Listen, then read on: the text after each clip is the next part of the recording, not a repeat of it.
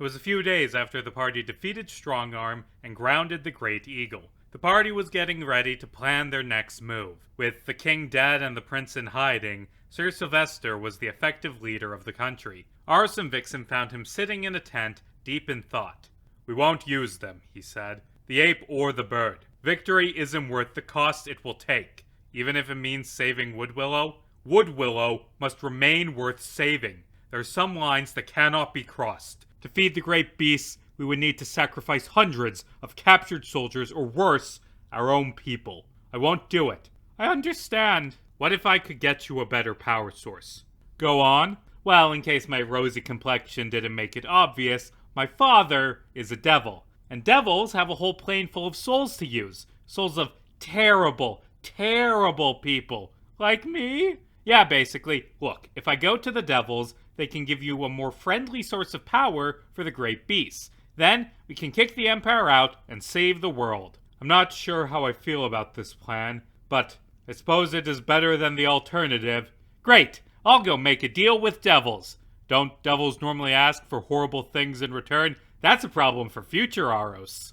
In the meantime, we don't have the military strength needed to take back the rest of the country. But we should be able to keep the great beasts secure. I think it would be best if you took the keys with you, just in case. Meanwhile, Hugo was taking notes on the complicated machinery that moved the great beasts. He found it to be fascinating. Not the human sacrifice thing, that was horrid, but the technology was incredible. He began fantasizing about scaling it down, using it against the Empire. The only problem was a lack of a power source. Hugo marched up to Vixen as he was leaving Sylvester's tent and pulled out the flute, the key to the great bird. "I have a hypothesis to test. Hold up the staff."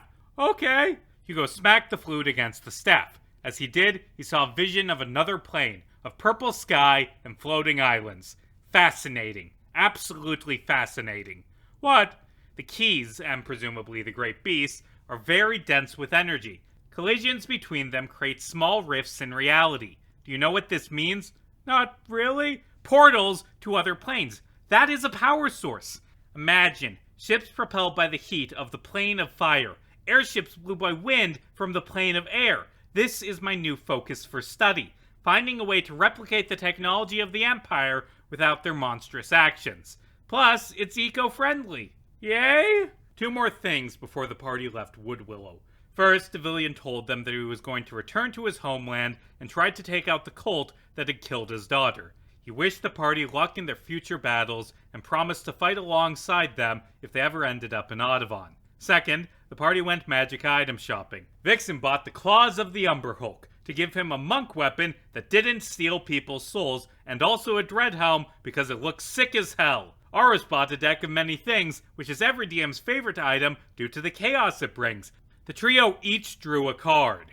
Hugo drew the corpse, meaning no one could wake him when he went to sleep. Aros drew the storm, making him a walking lightning rod, and Vixen drew the devil, keeping him from ever lying. All fun curses that the party paid to have applied to them. After talking things through, the party decided that the best thing they could do for Woodwillow was to go to the neighboring nation of Morios and request military aid. After a week of travel, they arrived in the city of Middler, where their friend Graven was staying, guarding the prince.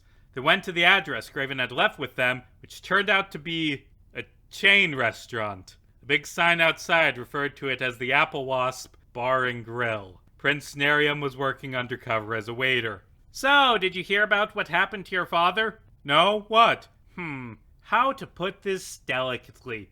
"There's a new position for king that just opened up." "My father retired?" "He got retired." "So just to be clear, he's dead. Like, for real this time." "The Empire?" "Caravander." "Oh shit, he really went through with it." "My father is dead. I can't believe it." "Let's talk about something more positive. How do you like working customer service?" "It sucks. It makes me want to destroy all of humanity." Right then, the restaurant's manager walked up to them. "How's the food, gang?" he asked. "Overpriced and mediocre. Also, we were in the middle of a conversation. Graven, you're friends with some important nobles, right? Can you get us some help fighting off the Empire?" "Conward might be able to help." "That's me." The party turned to look at the manager. "The name's Borger Conward, Duke of Middler. Although managing this restaurant is my real passion, What can I do for you? We need military aid to fight the Empire. Ooh, that might be a bit of a problem. We're currently not at war with the Empire, and allying with you could, inspire them to invade us. You assume they won't if you stay neutral, but they will. They want to conquer the entire continent. You need to attack now before they retake Woodwillow. Otherwise, the Empire will be unstoppable. Don't get mad. I'm not saying no. It's just, I can't give military aid. Not on my own. Morios is ruled by vote. Oh, it's a democracy. I used to live in one of those before it became a dictatorship.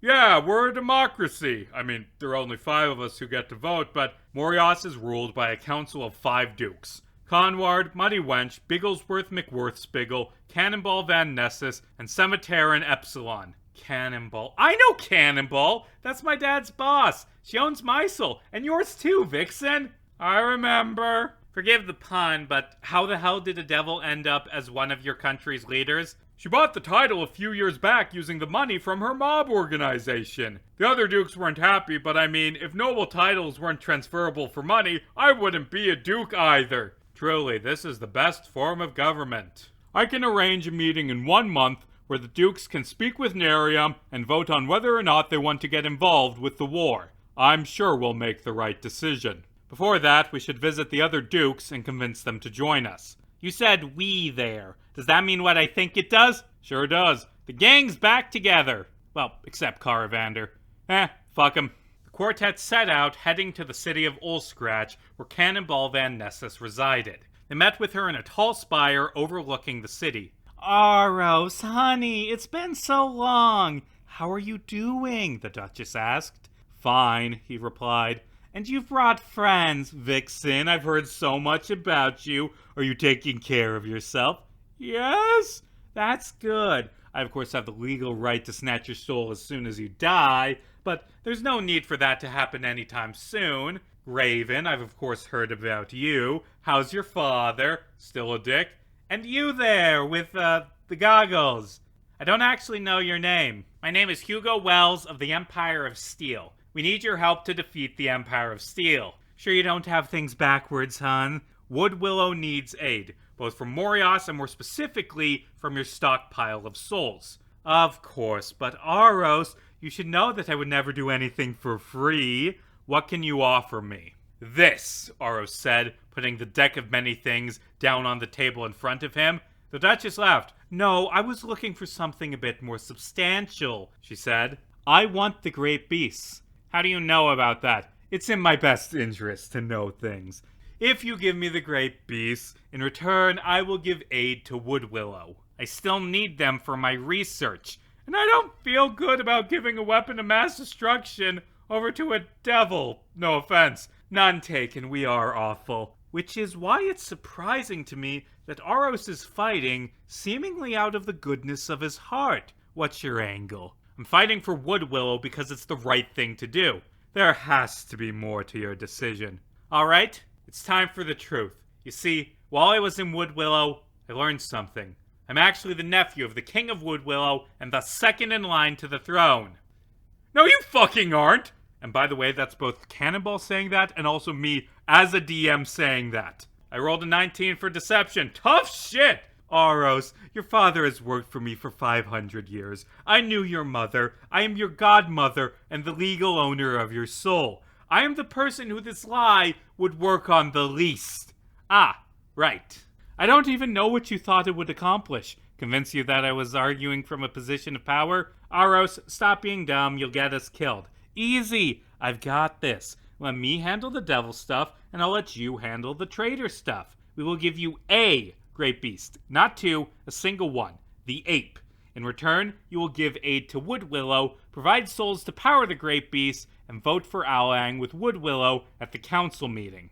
I find these terms amenable. We have a deal. The party walked out of Cannonball's office. I don't think that was a great deal. Devil deals are all about careful wordplay, my friend, and I outsmarted the Duchess. I offered her the great beast, as in the big temple sitting in Woodwillow. I didn't offer her the staff. I outsmarted her.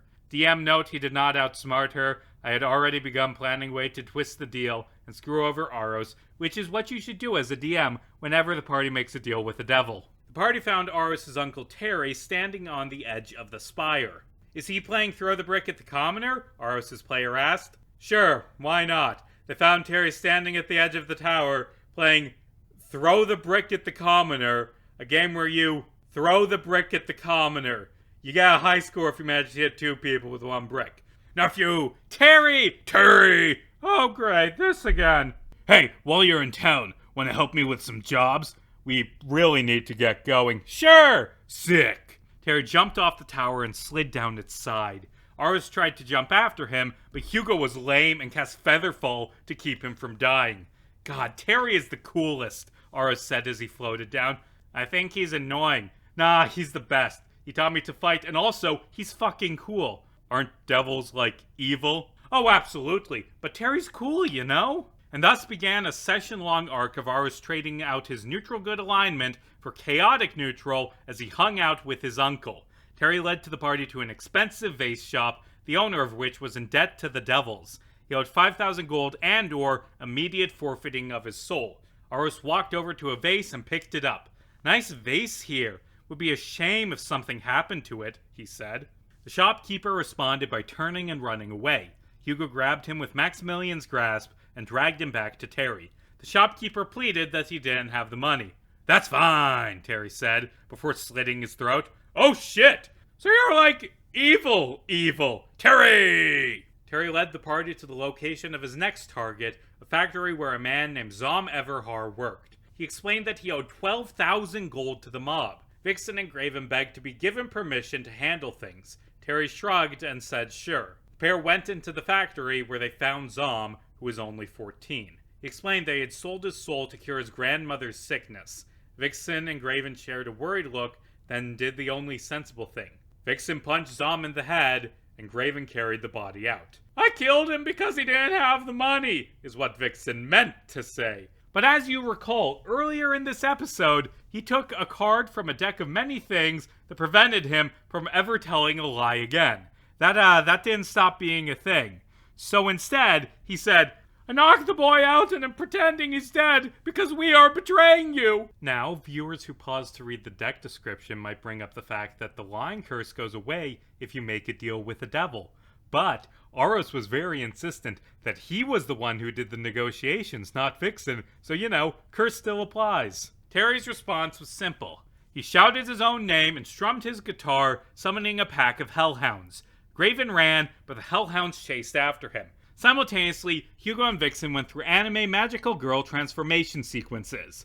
Pieces of plate mail popped out of Chester and wrapped around Hugo a suit of arcane armor made from studying the great beasts. The time stone sat in the center of the armor's chest plate, powering it. Attached to the suit's forearm was the Flute of Wind, the key to the Great Eagle, repurposed into an arm cannon. This was, of course, cool as hell. Vixen, on the other hand, put on the claws of the Umber Hulk and the Dread Helm. Hugo aimed his arm cannon at Terry and cast Lightning Bolt.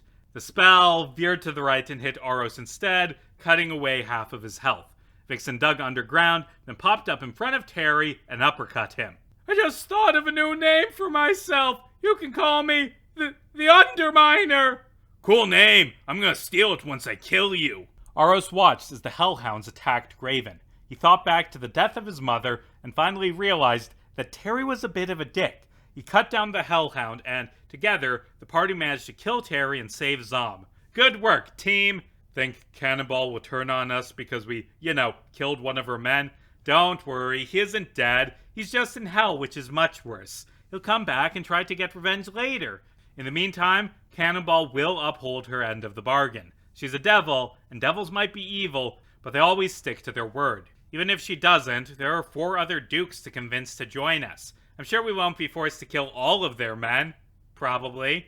And so the party set out in search of allies.